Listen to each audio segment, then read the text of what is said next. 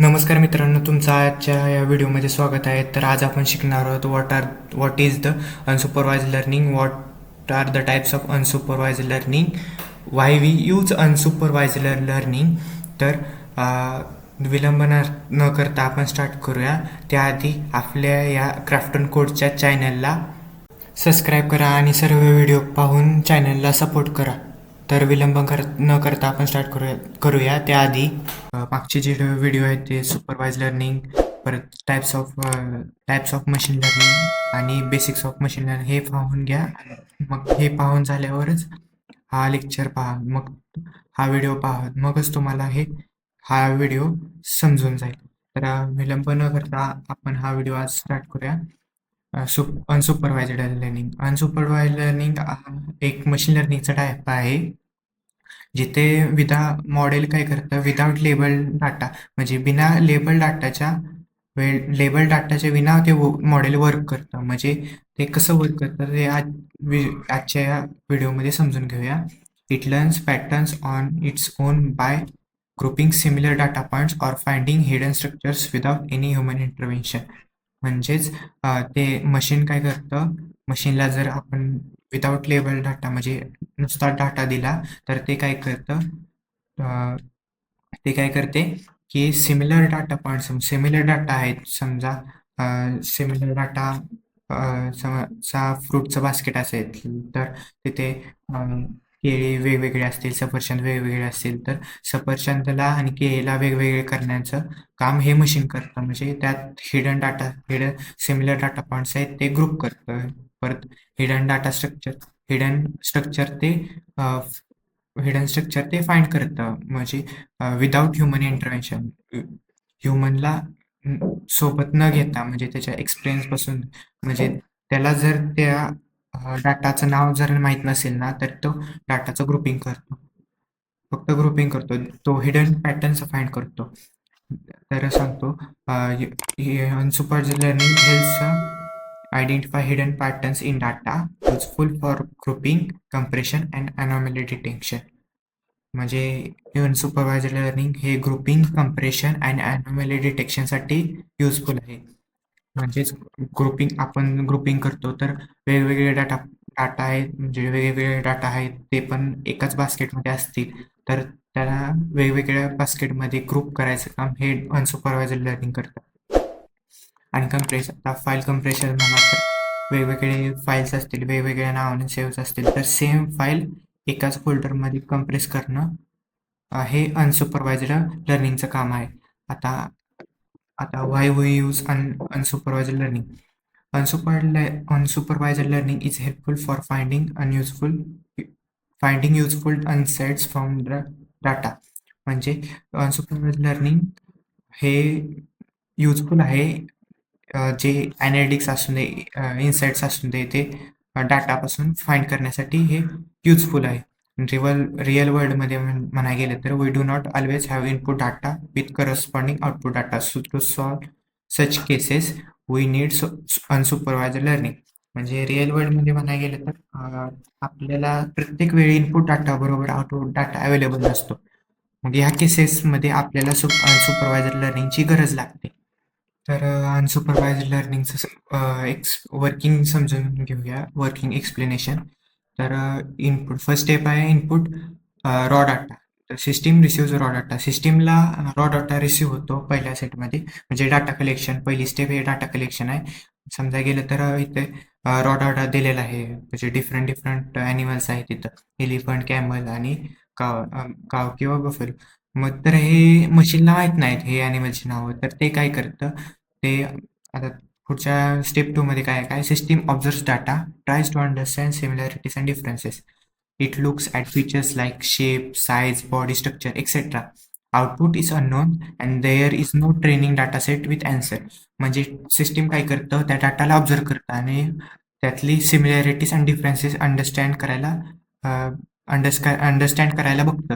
आणि म्हणजे ते सिस्टीम कसं बघतं, तर शेप, साईज, बॉडी स्ट्रक्चर असे वेगवेगळे फीचर्स पाहून ते अंडरस्टँड करायला बघतं सिमिलॅरिटीज अँड डिफरन्सेस. आता त्याला आउटपुट माहीत नसणार आहे, म्हणून ते हे सगळं बघतंय, कारण जर त्याला आउटपुट माहीत असतं तर ते सुपरवाइज लर्निंग झालं असतं.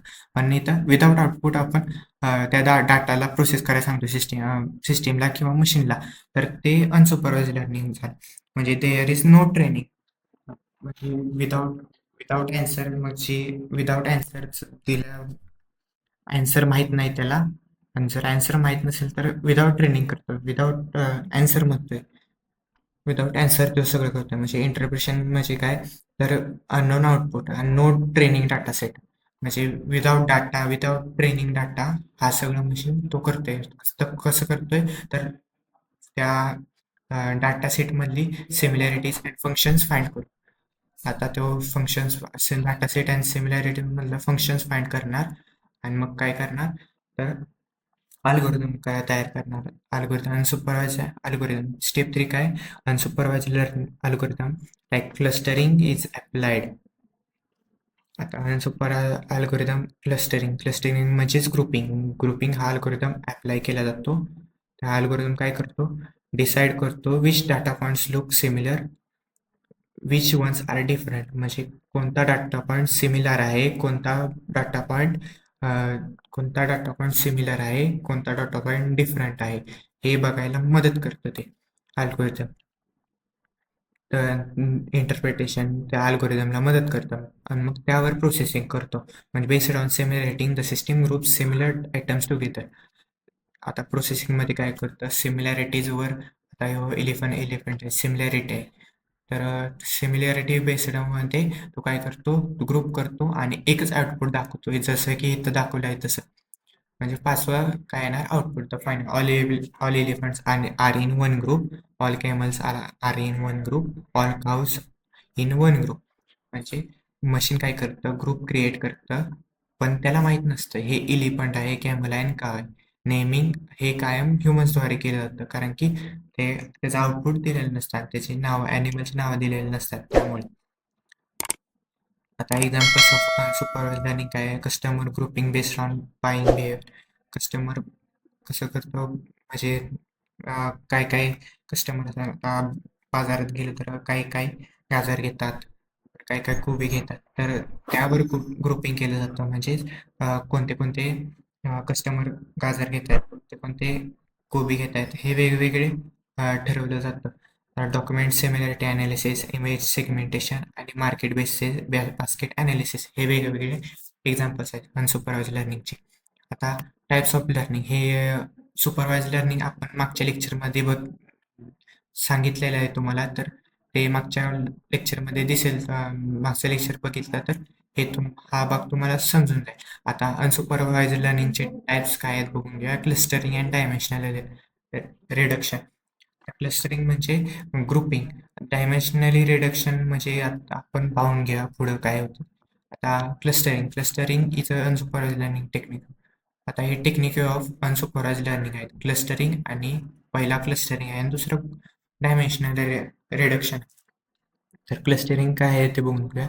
Clustering is an unsupervised learning technique that groups similar data points together so that data within a cluster is highly similar. म्हणजे क्लस्टर म्हणजेच ग्रुपमध्ये जो डाटा आहे तो हायली सिमिलर असतो, आणि data in different cluster, different ग्रुपमध्ये डिसिमिलर डाटा असतो. म्हणजे आता समजा हा क्लस्टर आहे, म्हणजे हा डाटा सेट दिलेला आहे, तर डिफरंट डाटा सेट आहे, पण परत आउटपुट फाइंड केल्यानंतर क्लस्टर 1 ब्लू आहे, क्लस्टर 2 रेड आहे आणि क्लस्टर 3 येलो आहे, हे डिफरंट आहे.